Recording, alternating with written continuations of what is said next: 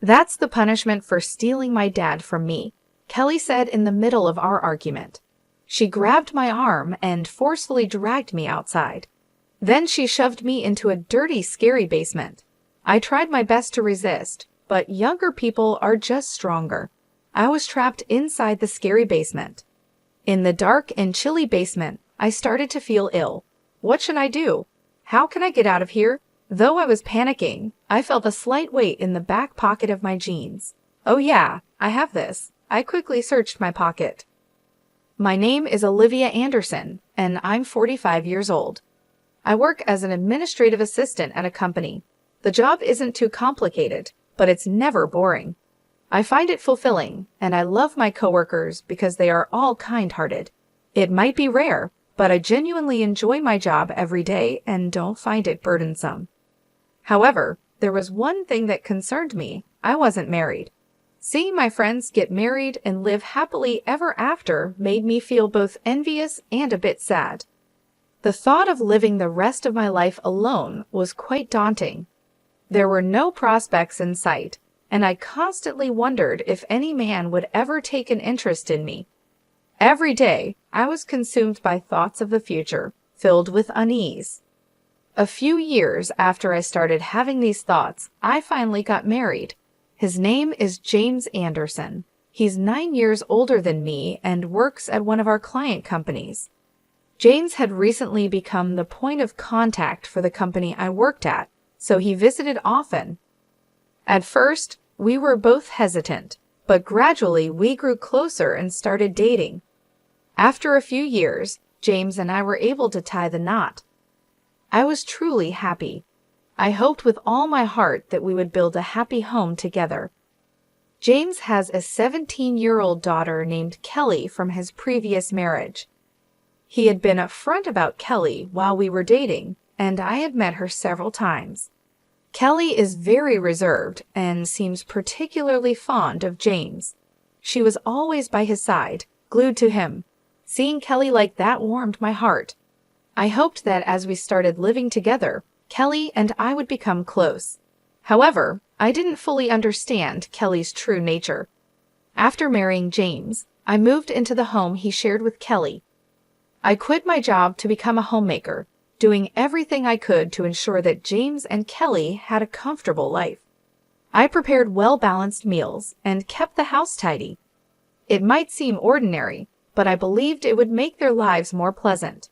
Having a family was so different from living alone. Every little household chore became a lot more challenging. What comforted me during those times was a cat named Oliver. Oliver had always been at James's house.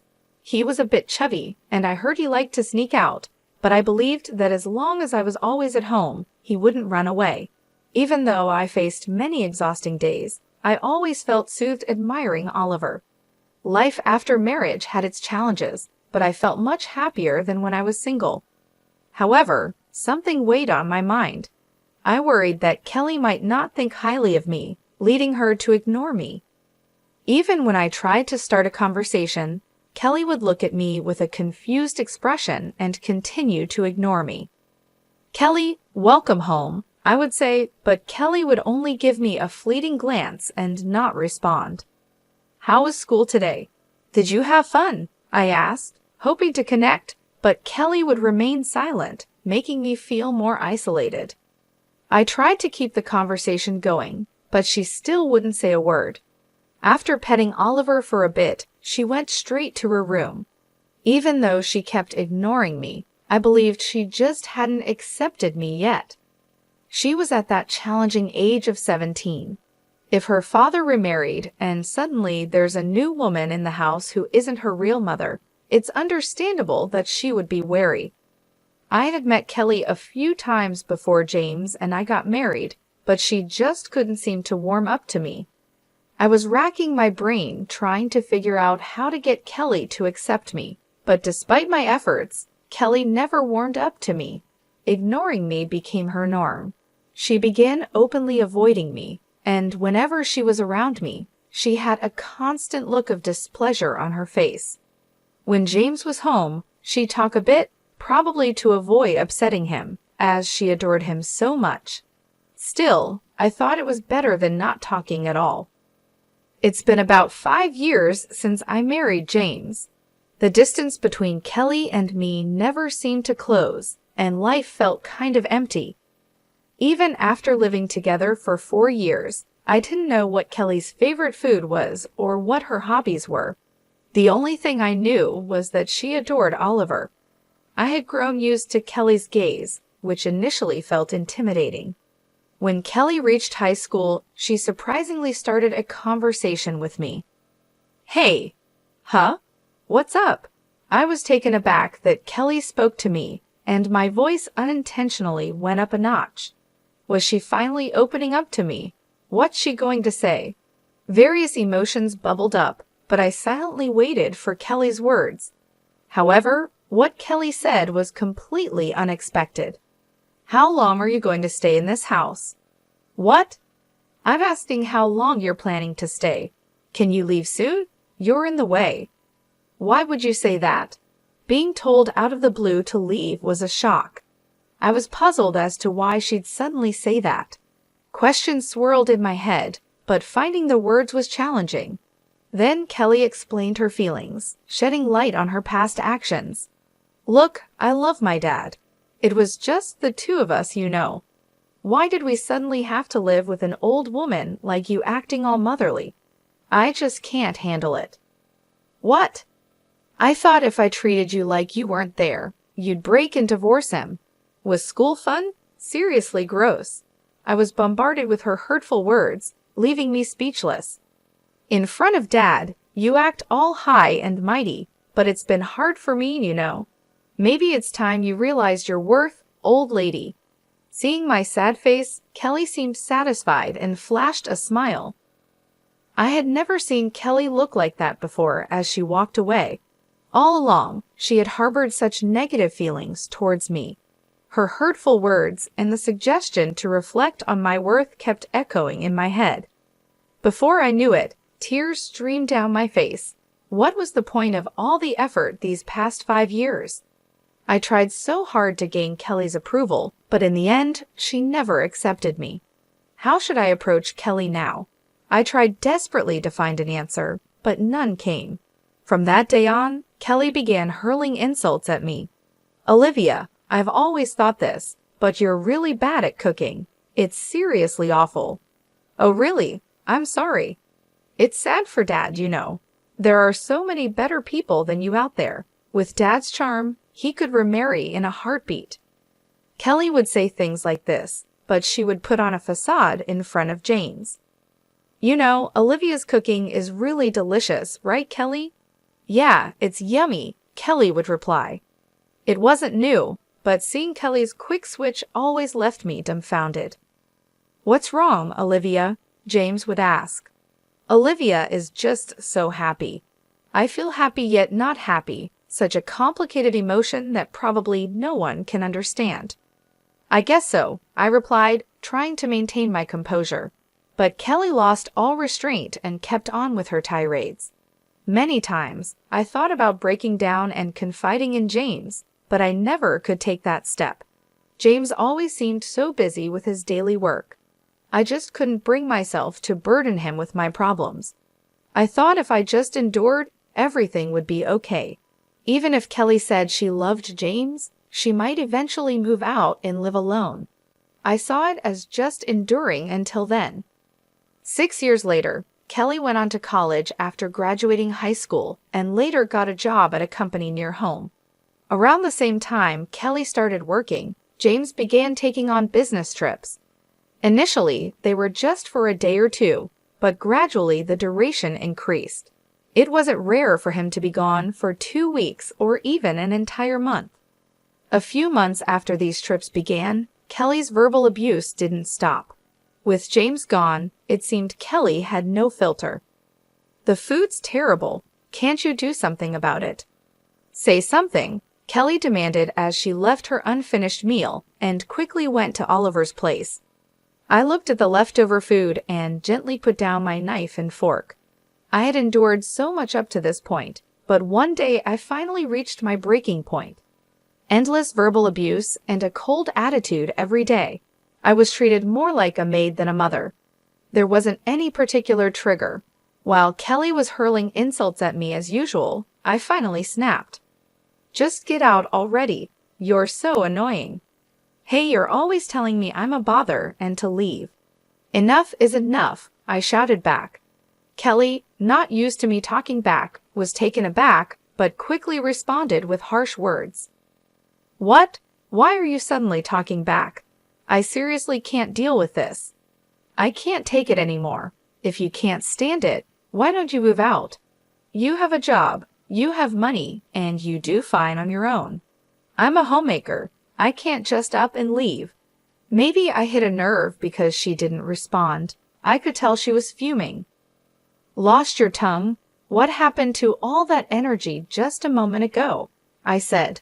Just as I was about to get the upper hand, Kelly suddenly grabbed my arm, squeezing painfully tight.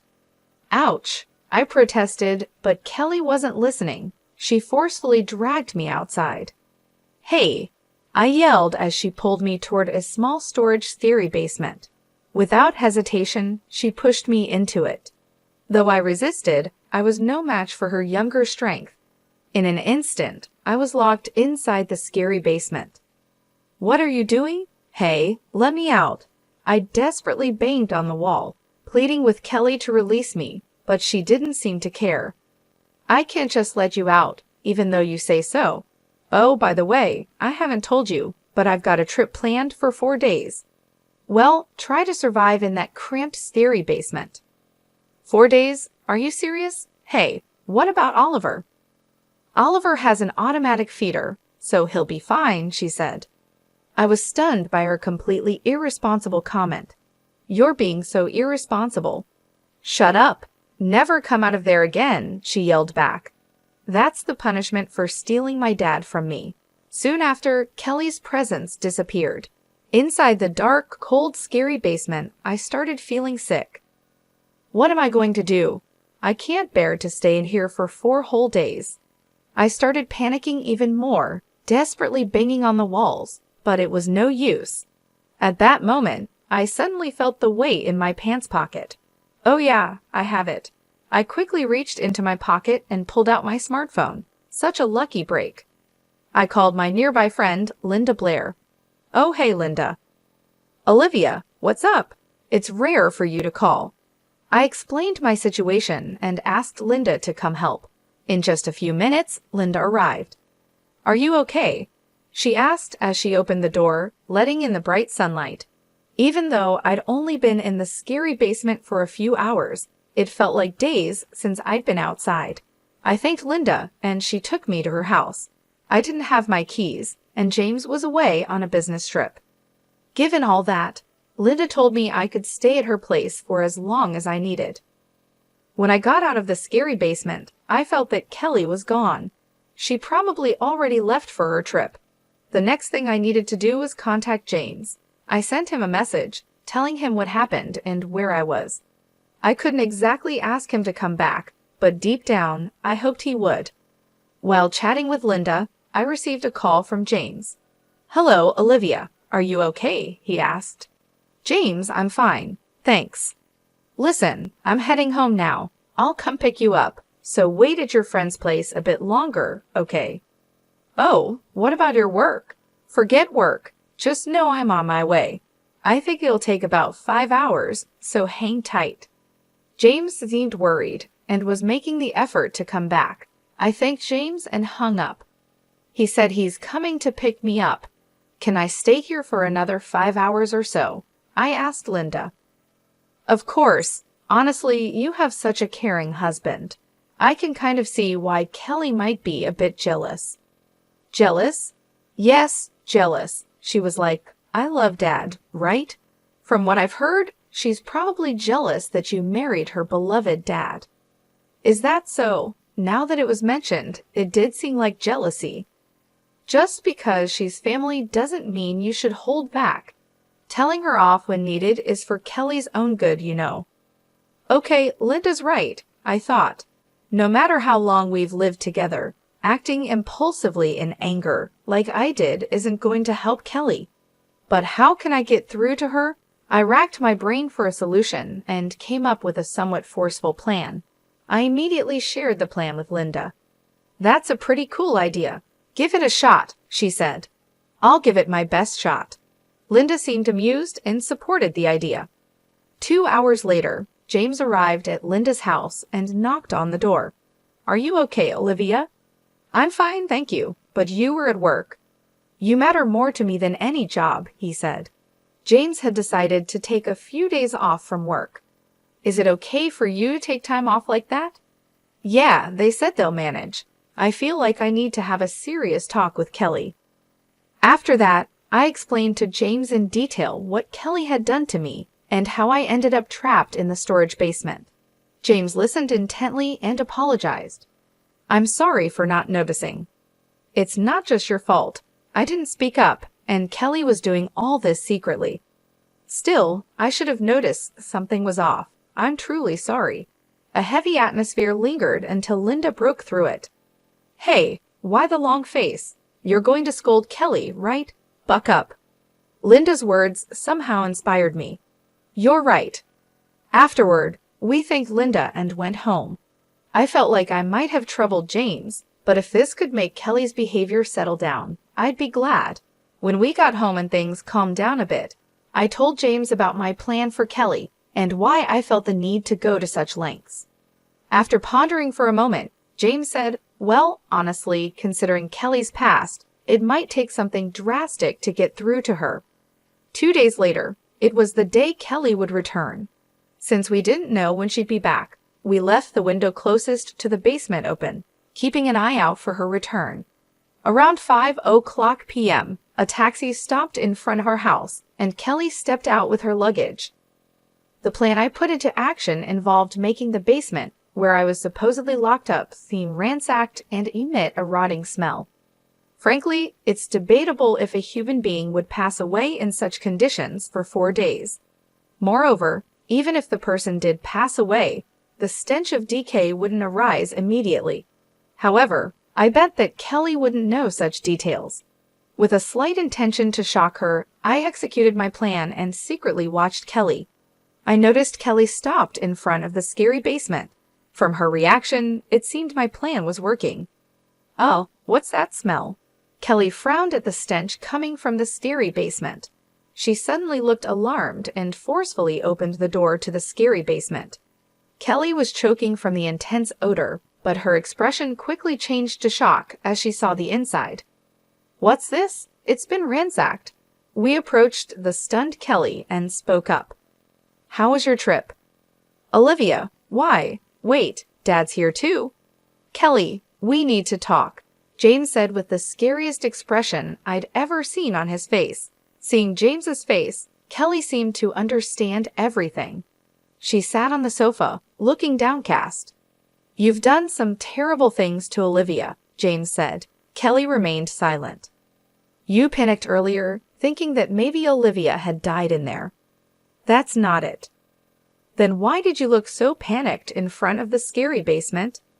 After a pause, Kelly revealed something unexpected. "I thought Oliver was inside."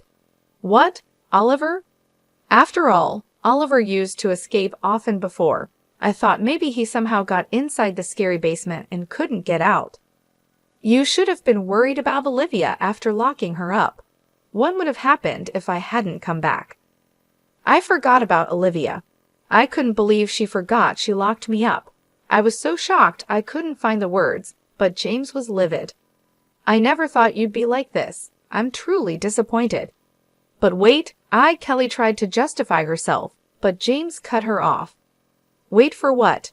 Going to make excuses? It's just that I felt like Olivia took Dad away from me."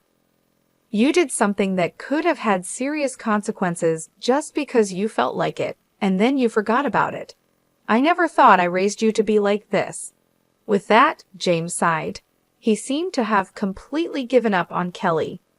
Sensing this, Kelly stood up and started defending herself again. "Dad, don't say things like that. I just love you so much. If Olivia had just waited quietly for 4 days, I would have let her out. If Olivia hadn't called her friend, none of this would have happened. Dad didn't have to leave work early or take the day off. This is all your fault. Wouldn't it have been better if you hadn't obviously disliked me? Maybe if you hadn't locked me up, your misdeeds wouldn't have been discovered. You act on your own, but shove all the responsibility onto me. What? Oh, by the way, it seems you were worried about Oliver. But didn't you once say that leaving Oliver alone for about 4 days was okay? That's just unthinkable. Do you realize you have a living creature under your care? I thought it would be fine. If you truly cared, leaving Oliver alone for 4 days wouldn't even be an option. By the way, do you even know what kind of food Oliver is currently eating? James and I have been taking care of him. I thought you loved Oliver, but now you only pet him when you feel like it and ignore him otherwise. It's so contradictory that it's almost funny. When I said what I was honestly thinking, Kelly blushed with anger. Why do I have to be told that by you? You're a stranger, the one who took away my dad, so it's all your fault. Hey, that's enough, James stepped in. Kelly, who couldn't understand what I was saying, snapped even more. You've been spouting nothing but self-centered nonsense. How is it all Olivia's fault? I really can't understand what you're thinking, James said. Daddy, Kelly cried, clinging to James. But James coldly looked down at her. Just leave this house. What? Why all of a sudden? Kelly asked, shocked. I can't keep someone in this house who, on a whim, endangers another's life and then forgets all about it and merrily goes about playing. Get out now. But enough. You think you have the right to talk back. You really don't think of anyone but yourself. Kelly tried to persuade James, but he brushed her off. Desperate, she turned to me. Olivia, please say something. No, it's no use. Just leave, as James said. Stop clinging to me. Just as he said, you really only think about yourself. Hearing my words, Kelly hung her head with a resigned look. She dragged her suitcase and left the house. Her figure seemed lonely, but oddly enough, I didn't feel sorry for her at all. After Kelly left, the house was eerily quiet.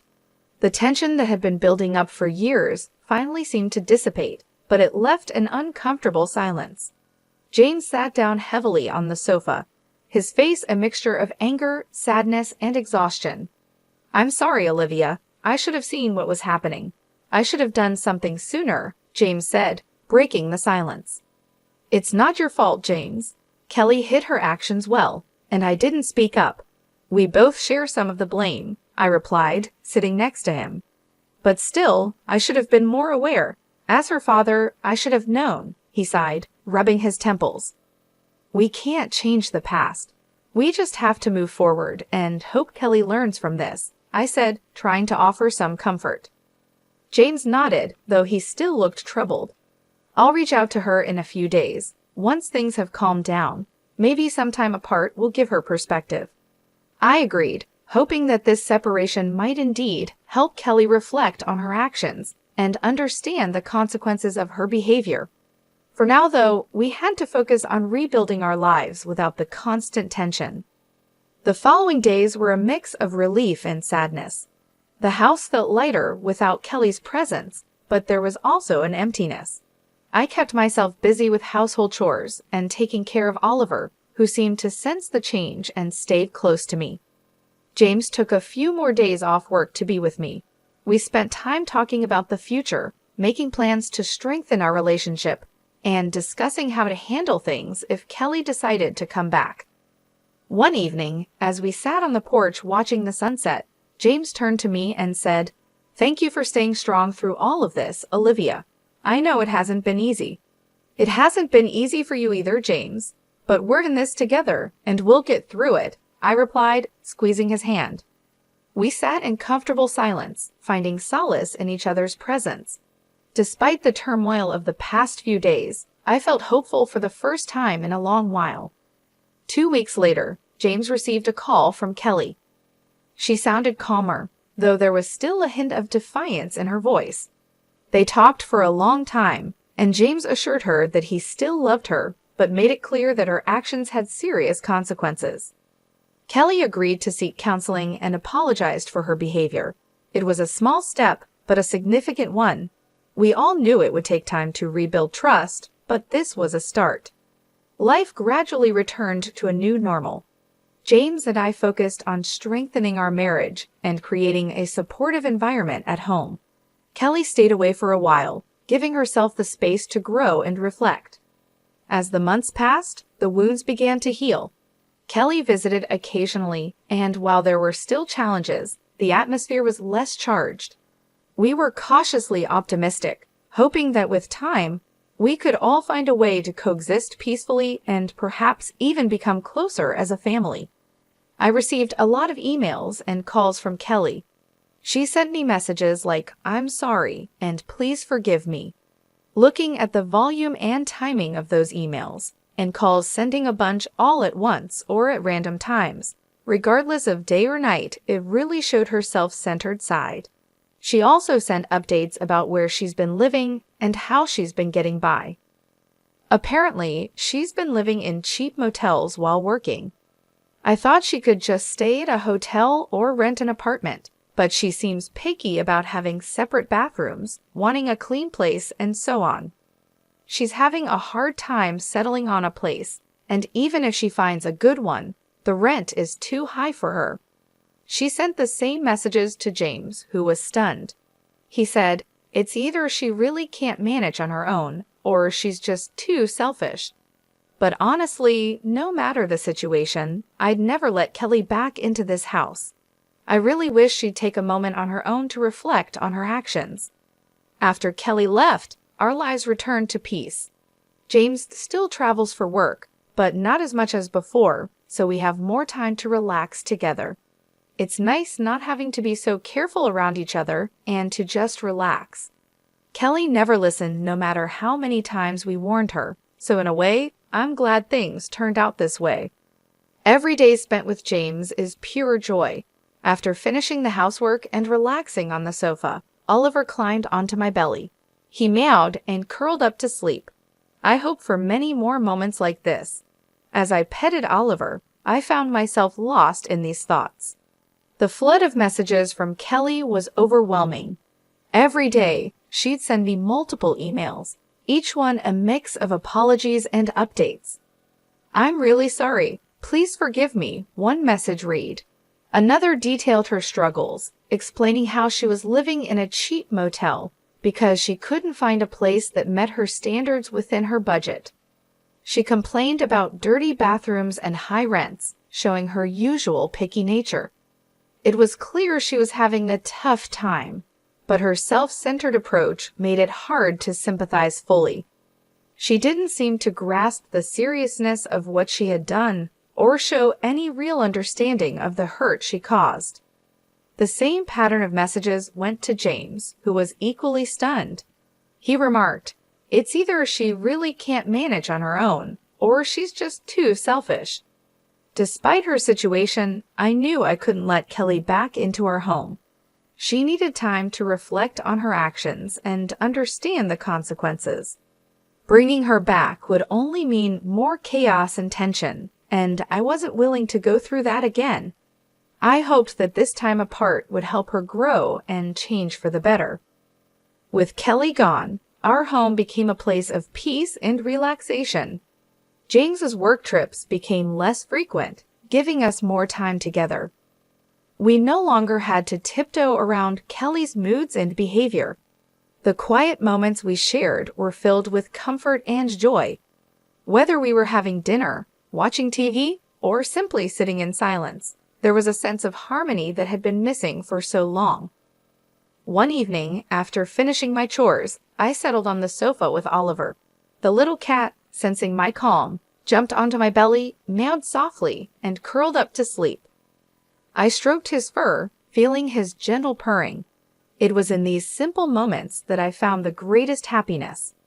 As I sat there, my mind wandered to the future. I imagined more days like this, filled with peace and contentment. I thought about how James and I could continue to strengthen our bond, making up for the lost time we spent dealing with Kelly's issues. I also hoped that Kelly, wherever she was, would find her way and learn to take responsibility for her actions. Despite the challenges we faced, I felt hopeful.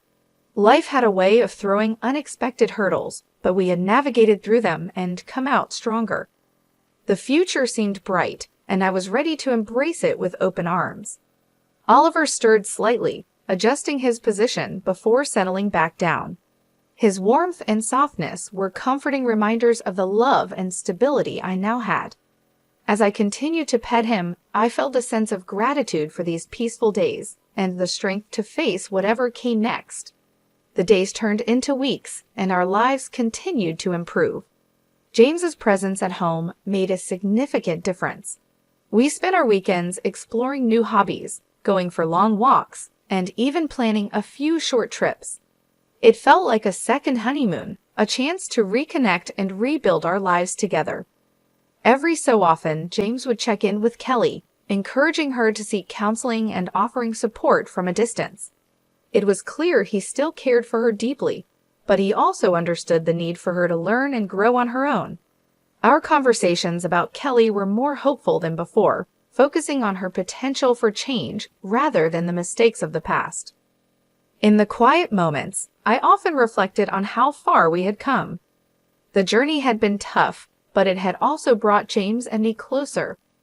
We had learned to communicate better, to support each other more fully, and to cherish the peaceful moments we now enjoyed. Oliver remained a constant source of comfort and joy. His playful antics and affectionate nature were daily reminders of the simple pleasures in life. Whether he was chasing a toy or curling up next to us, he added a touch of warmth and love to our home. As the seasons changed, so did our outlook on life. We were no longer weighed down by the past, but were instead looking forward to a future filled with possibility. Each day was a new opportunity to build on the peace we had found and to create a life that was truly our own. In the end, it wasn't just about surviving the storm, but about finding the strength to thrive in its aftermath. With James by my side and the love we shared, I knew we could face anything that came our way. The future was bright, and I was ready to embrace it with all my heart.